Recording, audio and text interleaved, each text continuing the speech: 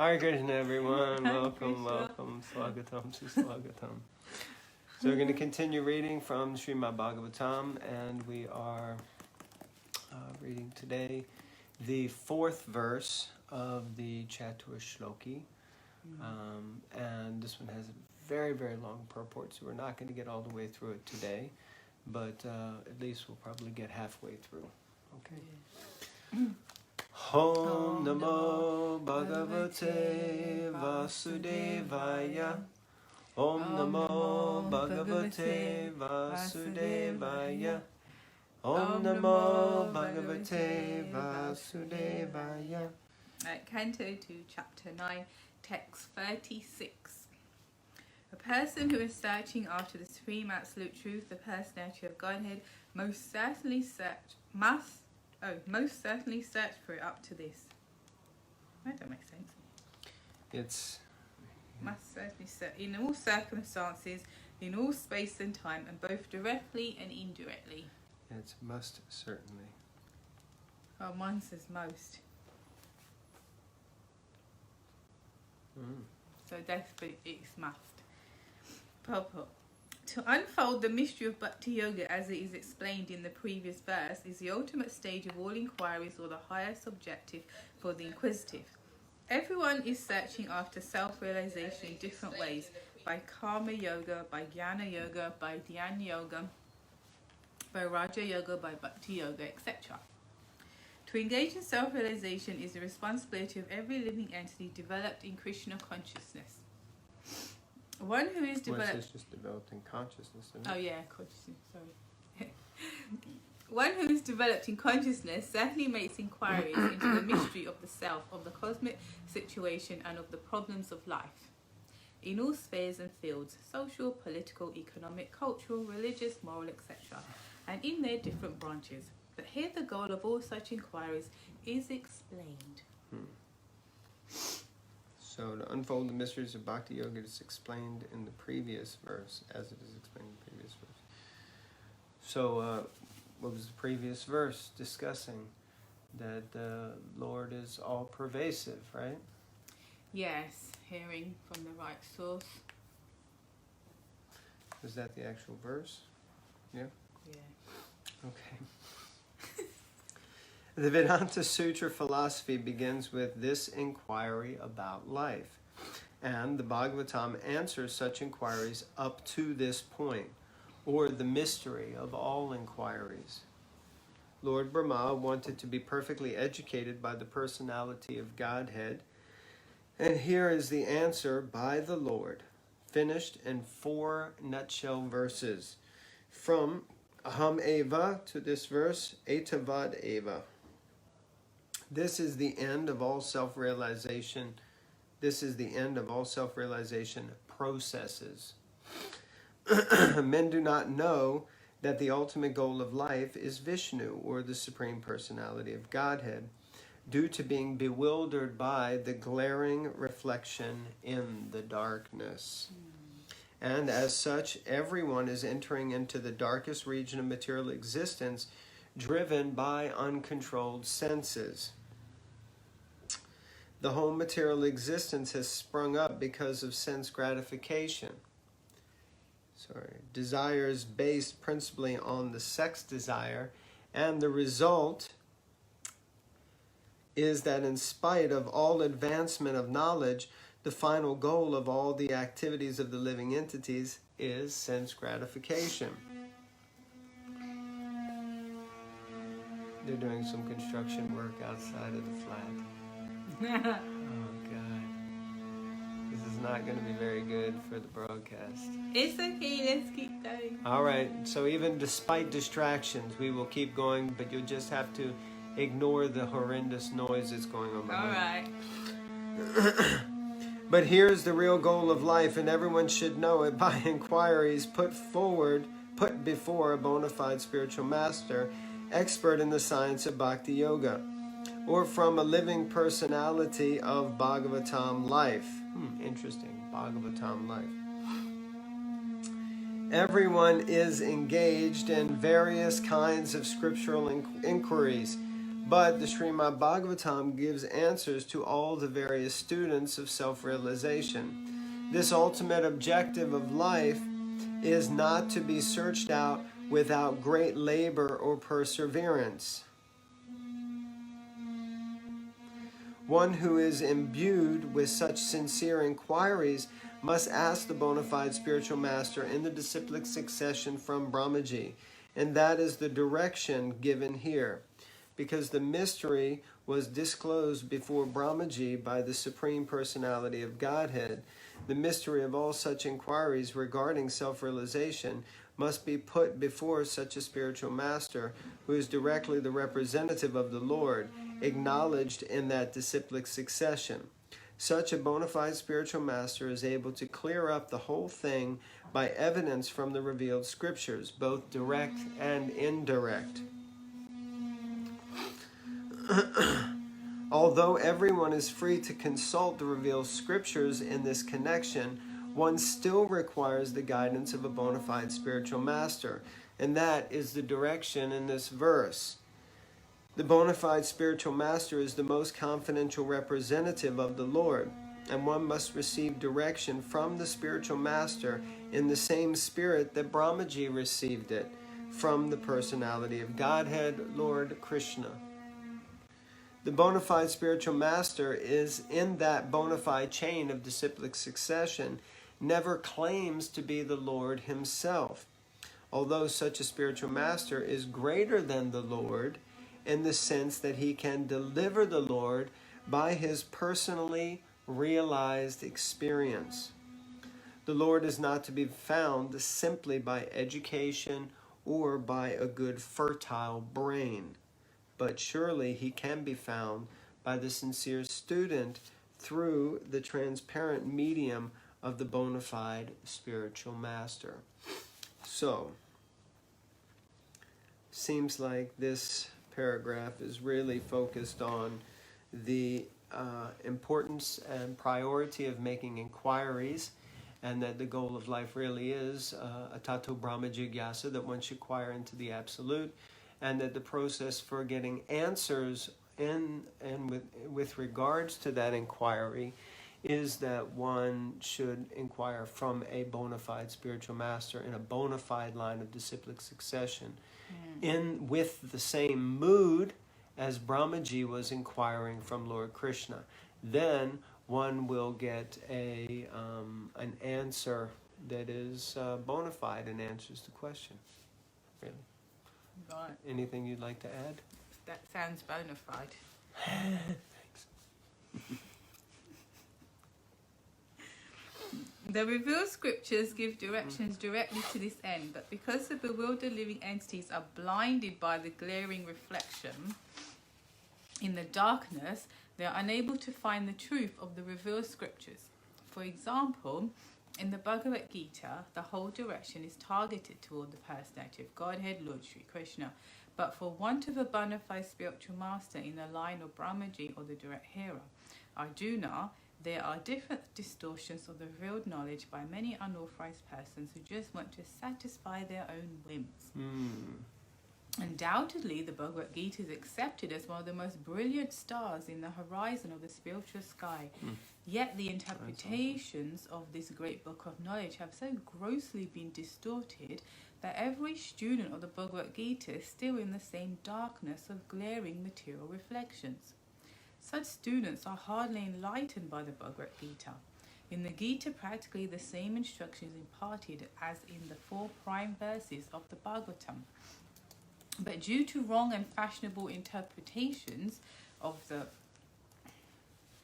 by unauthorized persons, one cannot reach the ultimate conclusion. In the Bhagavad Gita, it is 1861. It is clearly said, Ishvara sarva bhutanam ride desharjuna tishtati brahmanayan sarva bhutani yantra rudani mayaya. The Lord is situated in the hearts of all living beings as Paramatma, and he is controlling all of them in the material world under the agency of his external energy. Therefore, it is clearly mentioned that the Lord is the supreme controller, and that the living entities are controlled by the Lord. In the same Bhagavad Gita, 1865, The Lord directs as follows: Man manabhava mad bhakta mad yajin mam namaskuru mam evashyasi satyam te pratijane priyosi me. It is clear from this verse of the Bhagavad Gita that the direction of the Lord is that one should be God-minded, a devotee of the Lord, a worshipper of the Lord, and must offer all obeisances unto Lord Krishna. By so doing, the devotee will undoubtedly go back to Godhead, back to home. Haribo. Any commentary on that? Yeah, it's interesting. I've looked at other versions of the Bhagavad Gita, and yeah, it's like, until I read Prabhupada's version, as it is, the purports, and that's what you need, the purports. Otherwise, it's just like flowery, airy-fairy, but it's actually the purports because they're realized knowledge from a bona fide devotee, that it actually does shine light. It may be the same message, and people might say, yeah, the Gita is whatever, but it's not actually, because it depends, like you were saying yesterday, about how tuned in someone is to the spiritual frequency. So you can't get more tuned in than Prabhupada, and so hence his version makes people into devotees, you know, the right way. I'm going to be so bold as to say that, because it's true, actually. So whereas, yeah, I've read other versions, dipped into it and this, and there's no purports, and it's just, you can't get anything out of it, you know, it's just flowery words, and I was no closer to understanding anything. Definitely not inspired to dedicate your life to. Oh, yeah. Yeah, so. No. Which, you know, Srila Prabhupada's Bhagavad Gita makes that very clear. Yeah. I like this statement. Undoubtedly, the Bhagavad Gita is accepted as one of the most brilliant stars in the horizon of the spiritual sky. So nice. Nice way to describe it. Okay, so we'll continue reading. Indirectly, it is said that the whole Vedic social construction of human society is so made that everyone acts as a part and parcel of the complete body of the Lord. The intelligent class of men, or the Brahmanas, are situated on the face of the Lord. The administrative class, the Kshatriyas, are situated on the arms of the Lord. The productive class of men, the Vaishyas, are situated on the belt of the Lord. And the laborer class of men, the Shudras, are situated on the legs of the Lord. Therefore, the complete social construction is the body of the Lord, and all the parts of the body, namely the Brahmins, Kshatriyas, Vaishyas, and Shudras, are meant to serve the Lord's whole body conjointly. Otherwise, the parts become unfit to be coordinated with the supreme consciousness of oneness. Universal consciousness is factually achieved by coordinated service of all concerned to the Supreme Personality of Godhead, and that alone can ensure total perfection. Therefore, even the great scientists, the great philosophers, the great mental speculators, the great politicians, the great industrialists, the great social reformers, etc., cannot give any relief to the restless society of the material world, because they do not know the secret of success as mentioned in this verse of the Bhagavatam, namely that one must know the mystery of Bhakti Yoga. In the Bhagavad Gita 7:15 also it is said, Namam duskritino mudha prapadyante naradamaha mayaya parita jnana asuram bhavam asritaha. Because the so-called great leaders of human society are ignorant of this great knowledge of Bhakti Yoga and are always engaged in ignoble acts of sense gratification, bewildered by the external energy of the Lord, they are stubborn rebels against the supremacy of the Supreme Personality of Godhead, and they never agree to surrender unto Him because they are fools, miscreants, and the lowest type of human beings. Such faithless non-believers may be highly educated in the material sense of the term, but factually they are the greatest fools of the world, because the influence of the external material nature, because of the influence of the external material nature, all their so-called acquisition of knowledge has been made null and void. Very powerful. Therefore, all advancement of knowledge in the present context of things is being misused by cats and dogs fighting. Fighting with one another for sense gratification. And all acquisition of knowledge in science, philosophy, fine arts, nationalism, economic development, religion, and great activities are being spoiled by being used as dresses for dead men. Wow, Prabhupada, ki jai. There is no utility in the dresses used for covering a coffin of a dead body, save getting false applause from the ignorant public. Well, the Srimad Bhagavatam therefore says again and again that without attainment of the status of Bhakti Yoga, all the activities of human society are to be considered absolute failures only. It is said, Prabhavasthavada bodha jato yavanna jigyasata atma tattvam yavat kriyastavad idam manovai karmatmakam yena sharira bandha. That's from Bhagavatam 5.5.5. As long as one is blind to inquiring after self-realization, all material activities, however great they may be, are all different kinds of defeat, because the aim of human life is not fulfilled by such unwanted and profitless activities. The function of the human body is to attain freedom from material bondage. But as long as one is fully absorbed in material activities, his mind will be overwhelmed in the whirlpool of matter. And thus, he will continue to be encaged in material bodies, life after life. Evam mana karma vasham prayunkte avidyayatmanupadiyamane pritirna yavan mai vasudeve na muchate deha yogena tavat. Bhagavatam 5.5.6. This long paragraph. Oh, it finishes there. Okay. It is one's mind that generates different kinds of bodies for suffering different kinds of material pangs. Therefore, as long as the mind is absorbed in fruitive activities, the mind is understood to be absorbed in nescience, and thus one is sure to be subjected to material bondage in different bodies again and again, until one develops a transcendental love for God, for Godhead, Vasudeva, the Supreme Person.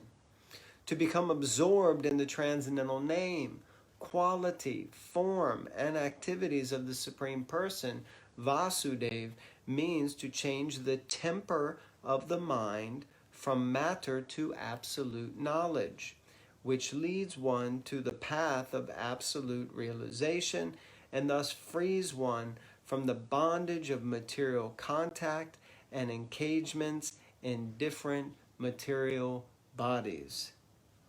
Whew, what a paragraph. I mean, the paragraph is at least 3 pages long. Well, more, 4 pages long.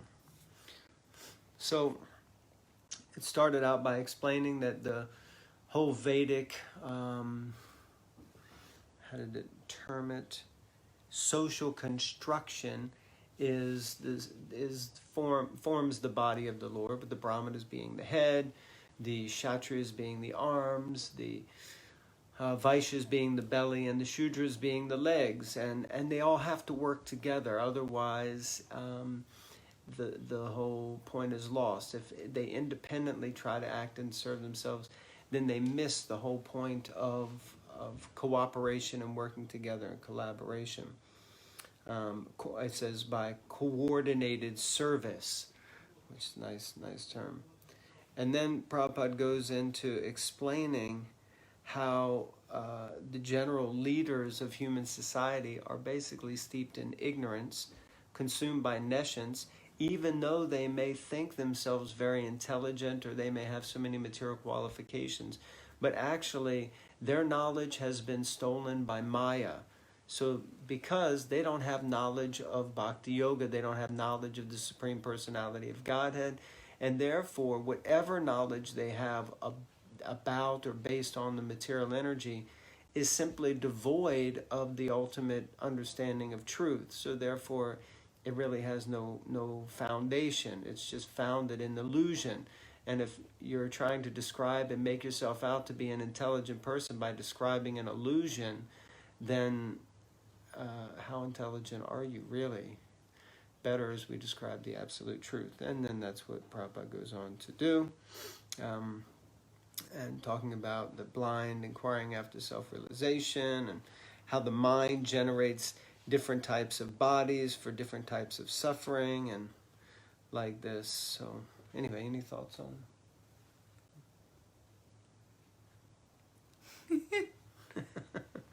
Okay, so I'll keep reading. Srila Jiva Goswami Prabhupada therefore comments on the words Sarvatra Sarvada in the sense that the principles of Bhakti Yoga or devotional service to the Lord are apt in all circumstances, i.e. Bhakti Yoga is recommended in all the real scriptures and it is performed by all authorities, it is important in all places, it is useful in all causes and effects, etc. As far as all the revealed scriptures are concerned, he quotes from the Skanda Purana on the topics of Brahma Narada as follows. Samsare asmin mahagore janma mrityu samakule pujanam vasudevasya tarakam vadivi smritam. And the material world, which is full of darkness and dangers, combined with birth and death, are full of different anxieties. The only way to get out of the great entanglement is to accept loving, transcendental, devotional service to Lord Vasudev. This is accepted by all classes of philosophers. Yes, any thoughts? To engage in Bhakti Yoga. Just say truth spoken concisely, true eloquence. Srila Jiva Goswami also quotes another common passage which is found in 3 Puranas, namely the Padma Purana, Skanda Purana, and Linga Purana. It runs as follows. Alodya sarva shastrani vicharya na cha puna puna. Idamekam sunishpanam dyeyo narayana sada. By scrutinizingly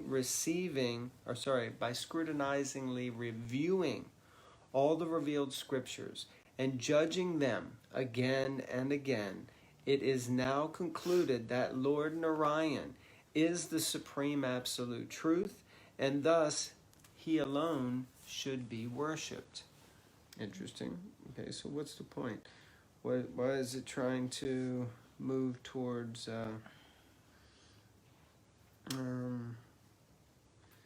I guess it's moving towards kind of trying to prove Krishna's supremacy, starting with Lord Narayan being the supreme. Okay. The same truth is also indirectly described in the Garuda Purana as follows. Param gato pi vedanam sarva sastrata vedya piyo na sarveshvari bhaktas tam vidyat puru sadhanam. Even though one may have gone to the other side of all the Vedas, and even though one is well versed in all the real scriptures, if one is not a devotee of the Supreme Lord, he must be considered the lowest of mankind. Similarly, it is also stated in Srimad Bhagavatam 5.18.12 indirectly as follows: Yash yasti bhakti bhagavati akinchana sarva gunas tatra samasatate sura harav abad taksya kuto mahad guna manorathena satidavo bahi. One who has unflinching devotion unto the Supreme Personality of Godhead must have all the good qualities of the demigods, and contrarily, one who is not a devotee of the Lord must be hovering in the darkness of mental speculation, and thus must be engaged in material impermanence.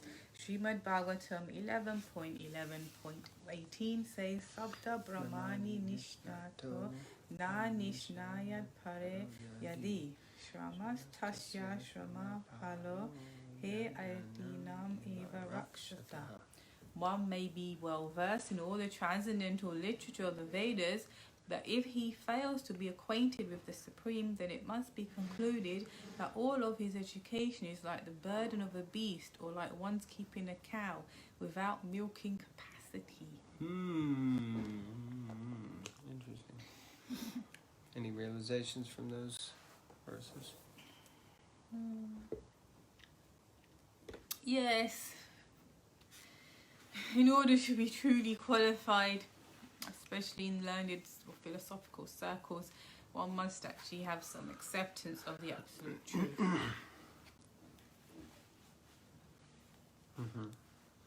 Acceptance of the absolute truth. I mean, the absolute truth is known in 3 features, right? Yeah. So that means any knowing the Lord in any way? Well, that's the start, yeah. Because if you're the scientist and you just decry there is no God, it's gotcha. quite stupid, really. Because you can't. So at least there has to be some acceptance that there is a God or a supreme being. There is an anti-material particle out there. Out there. That has actually it's everywhere, right? That has actually put into motion everything you see. Quite frankly. Would you like to explain that more, possibly? Well, like we've already read, before anything existed, Krishna was just there floating about. Well, I don't know if he's floating. Floating about. Well, kind of floating, yes, floating on the causal ocean. But it says, we've read it quite a few times recently, that before anything existed, he existed. And then from him, slowly everything else came, and all the different, you know. But he's more than just an anti-material particle, isn't he? He's more than that, but that's what he is, anti-material, isn't he? The point is, for the sake of the so-called learned scientists and philosophers who are devoid of any intelligence, you have to accept that a living particle set everything into motion. I mean, it's like Prabhupada says, if you don't know what 1 + 1 is, everything you do, even if you get to the level of Einstein, is wrong. Because your basic equation was wrong. And so what you're spreading and propagating is wrong. So incorrect, yes. Or rather, you're correct, but they're incorrect. So at least if you accept whether it's Brahman, Paramatma, okay, if you're truly intelligent, Bhagavan, but even if you accept the Brahman principle, it's like, that's far more, I would say, intelligent than someone who's there with all these PhDs and ABCs and BBCs or whatever, but they just say, no, there is nothing, or there was some primordial soup, or there was a big bang and it came.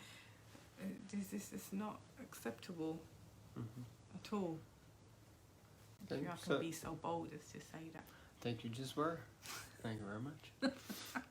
Okay, so I think we'll finish there. All right. And we have, let's see. We have 5,000 pages left of this verse. 9, 10, 11, 12, 13. 13 more pages. Goodness gracious. Okay, so we'll pick up with this verse. This is the 4th verse of the Chatur Shloki Bhagavatam. So the 4 nutshell verses, as we heard Prabhupada say today. 4 seed verses. Okay. Thank you all very much. Thank you very much. Hare Krishna. Hare Krishna.